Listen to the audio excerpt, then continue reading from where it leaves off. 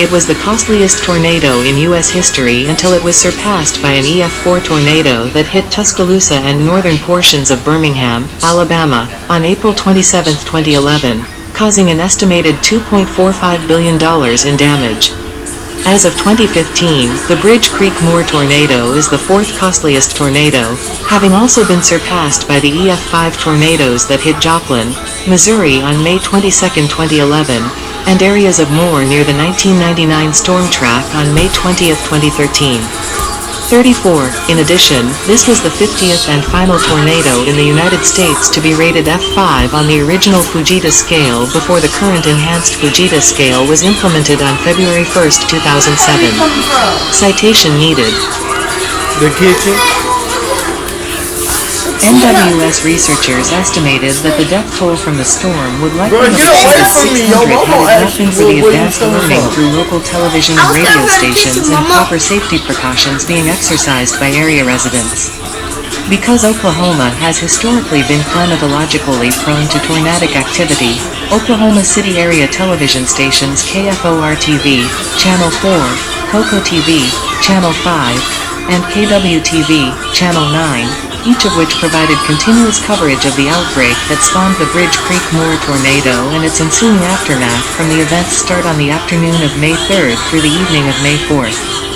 Have long relied on state-of-the-art radar technology and visual confirmation from news helicopters and in-house storm-chasing fleets to cover severe weather events. The three network-affiliated stations, other local media outlets and the NWS also routinely conduct various tornado preparedness symposiums to ensure residents undertake precautions in the event a tornado or other severe weather affects their area. 34. Aftermath. Urban search and rescue teams were deployed to help search for missing persons in the wake of the tornado.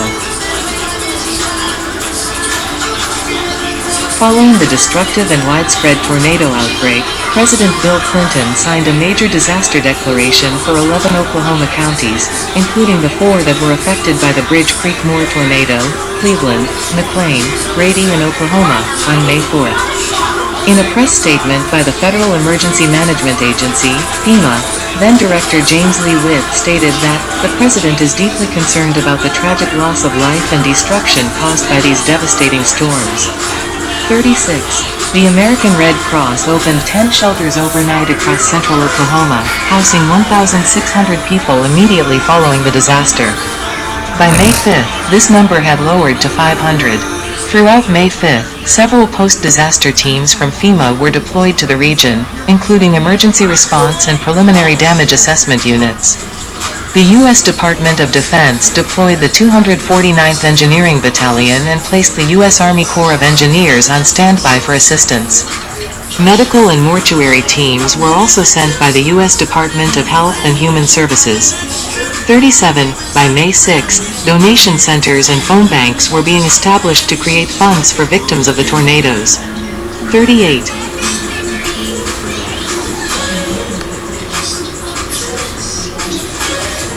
Continuing search and rescue efforts for 13 people who were listed as missing through May 7 were assisted by urban search and rescue dogs from across the country. 39. Nearly 1,000 members of the Oklahoma National Guard were deployed throughout the affected region. The American Red Cross had set up 10 mobile feeding stations by this time and stated that 30 more were en route. 40. On May 8, a disaster recovery center was opened in Moore for individuals recovering from the tornadoes. 41. According to the Army Corps of Engineers, roughly 500,000 cubic yards, 382,277 meters 3, of debris was left behind and would likely take weeks to clear. 42. Within the first few days of the disaster declaration, relief funds began being sent to families who requested aid. By May 9, roughly $180,000 had been approved by FEMA for disaster housing assistance. Residents search for belongings in the remains of their homes. Debris removal finally began on May 12 as 7 cleanup teams were sent to the region. More were expected to join over the following days. 44. That day, FEMA also declared that 7 counties minus Canadian, Craig, Grady, Lincoln, Logan, Noble and Oklahoma Minas were eligible for federal financial assistance. 45. By May 13, roughly $1.6 million in disaster funds had been approved for housing and businesses loans. 46. This quickly rose to more than $5.9 million over the following 5 days. 47. By May 21, more than 3,000 volunteers from across the country traveled to Oklahoma to help residents recover. 1,000 of these volunteers were sent to Bridge Creek to clean up debris, cut trees, sort donations and cook meals. 48. With a $452,199 grant from FEMA, a 60-day outreach program for victims suffering tornado-related stress was set up to help them cope with trauma. 49.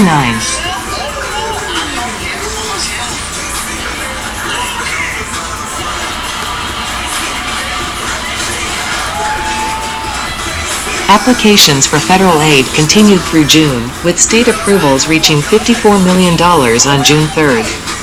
By this date, the Army Corps of Engineers reported that 964,170 cubic yards, 737,160 meters 3, roughly 58%, of the 1.65 million cubic yards, 126 hm, of debris had been removed.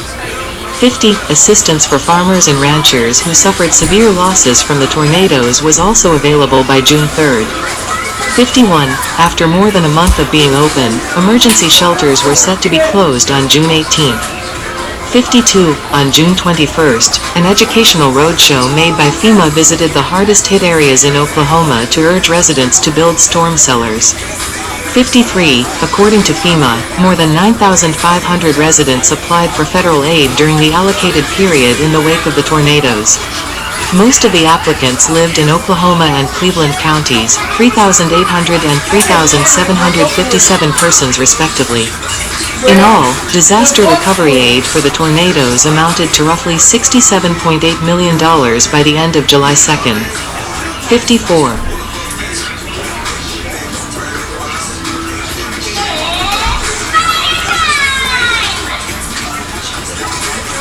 Over the following 4 years, a $12 million project to construct storm shelters for residents across the Oklahoma City metropolitan area was enacted.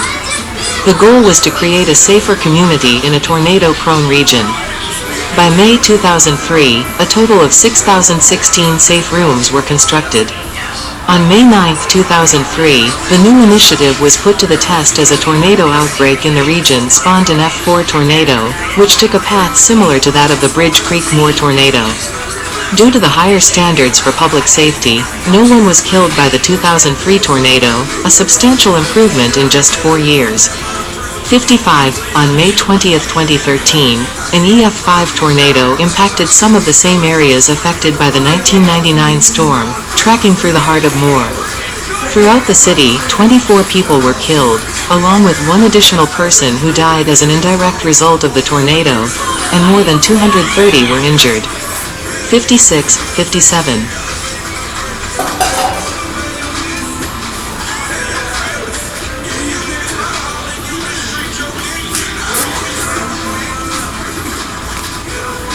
Highway overpass misconception. From a meteorological and safety standpoint, the tornado also brought into question the use of highway overpasses as shelters. Prior to the events on May 3, 1999, videos of people taking shelter in overpasses during tornadoes in the past, most notably one filmed near Wichita, Kansas, during the April 26, 1991, tornado outbreak involving a television news crew from Wichita NBC affiliate KSNW, Channel 3, who sheltered under an overpass on the Kansas Turnpike alongside other bystanders who found themselves in the path of the tornado, gave the public misunderstanding that overpasses provided shelter from tornadoes. For nearly 20 years, meteorologists had questioned the safety of these structures. However, they lacked incidents involving loss of life. In the 1991 footage, the subjects were able to safely ride out the tornado due to an unlikely combination of events. The storm in question was a weak tornado, the tornado did not directly strike the overpass, and the overpass was of a unique design. The May 1999 tornado outbreak proved concerns that highway overpasses were dangerous places to seek shelter during a tornado, as 3 overpasses were directly struck by tornadoes, with a fatality taking place at each one. 2 of these were from the F5 Bridge Creek Moore tornado, while the third was from a comparatively less intense F2, which struck a rural area in Payne County, northeast of Oklahoma City. Many other serious to life-threatening injuries also occurred at these locations. 59. The casualties at the 3 overpasses are attributed to the Venturi effect, as tornadic winds were accelerated in the confined space of each of the overpasses that the tornadoes passed through, increasing the chances that those riding out the tornado would be blown out at high speeds even if they tried to anchor themselves to the girders. According to a study by the National Oceanic and Atmospheric Administration, NOAA, seeking shelter in an overpass is to become a stationary target for flying debris. 6. Engineering flaw.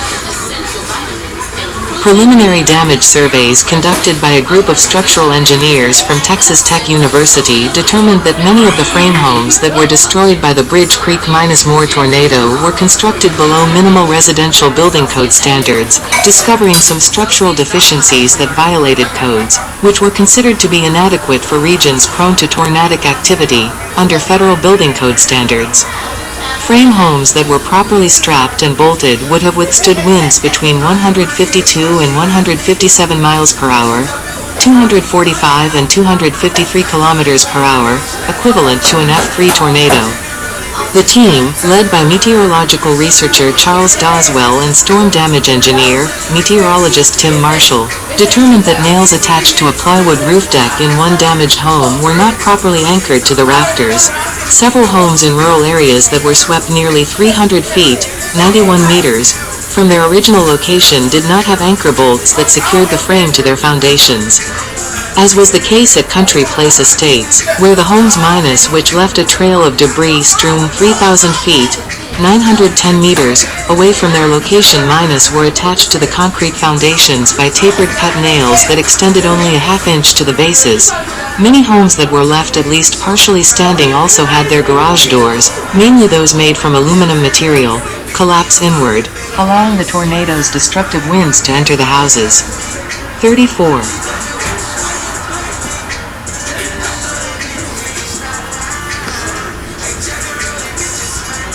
Marshall discovered other building and vehicle remains that became debris missiles, including a twisted 36-inch, 0.91 meters, steel beam, a steel leg broken off of a lawn chair that was impaled into a 5 by 5-inch, 13 centimeters x 13 centimeters, post by the violent winds and a 6-foot, 180 centimeters, section of a sewer pipe that was blown into the interior hallway of one house through the front door.